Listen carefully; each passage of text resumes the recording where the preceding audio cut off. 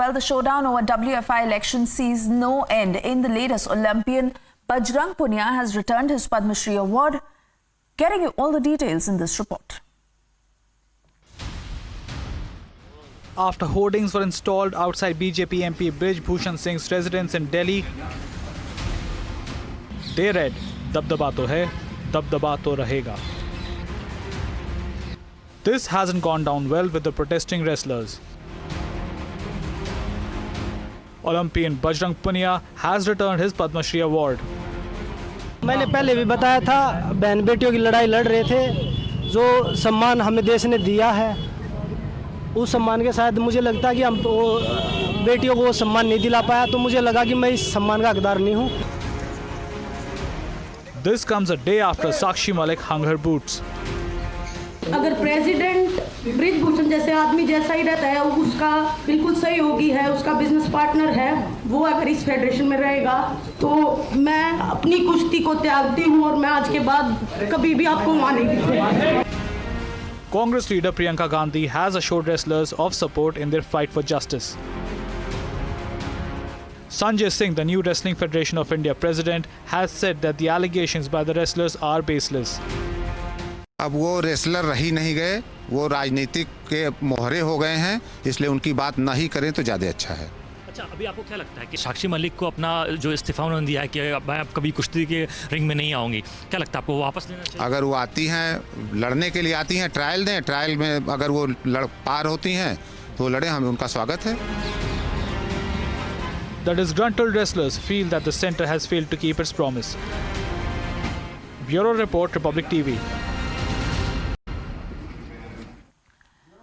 Moving on, ED has summoned Delhi Chief Minister Arvind Kejriwal in the Delhi liquor policy case. Now, this is the third ED notice that has been sent out to Arvind Kejriwal in the past 2 months, and he has been asked to appear on the 3rd of January.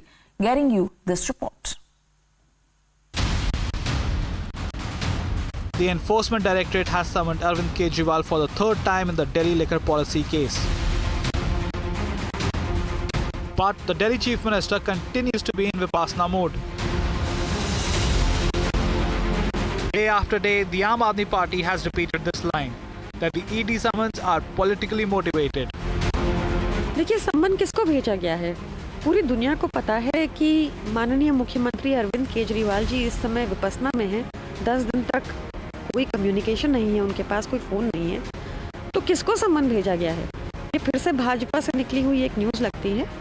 और साथ ही आप देखिए, आज तक मिला क्या है? एक चवन्नी किसी भी हमारे नेता से नहीं मिल पाई, चाहे वो संजय सिंह जी हो, चाहे मनीष सिसोदिया जी हो, चाहे सत्येंद्र जैन जी हो, एक चवन्नी की रिकवरी नहीं हुई।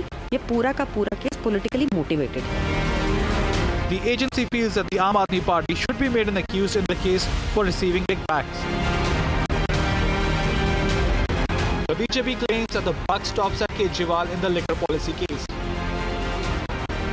क्या केजरीवाल जी शराब घोटाले पर जो सवाल हम पूछ रहे हैं, 2.5% से 12% कमीशन कैसे हुआ, होलसेल कैसे प्राइवेट सेक्टर को दे दिया गया, किस प्रकार से ब्लैक लिस्टेड मैन्युफैक्चरिंग कंपनी को आने दिया गया, करोड़ों रुपए के जो है मुनाफे उनको कमाने दिए, क्या इनका जवाब देने के लिए ईडी के पास जाएंगे या तीसरे समन को भी बहाना बनाकर विक्टिमहुड कार्ड खेलकर स्किप करेंगे?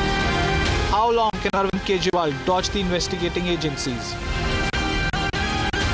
Bureau Report, Republic TV.